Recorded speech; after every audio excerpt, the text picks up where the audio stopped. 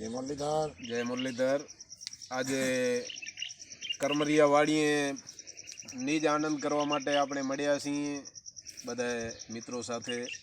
તો હમણાં જન્માષ્ટમી કૃષ્ણ ભગવાનની ગઈ છે, તો આપણે કૃષ્ણ ભગવાનના થોડા ગુણ ગાઈએ ખુશીથી અને આપણા નિજ આનંદથી.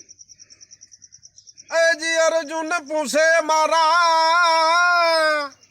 શ્યામને રે કરો કળિયુગની વાત રે, હવે કળિયુગ કેવો આવશે કીર્તા રે કહો ને વાત રે. અર્જુન પૂછે મારા શ્યામને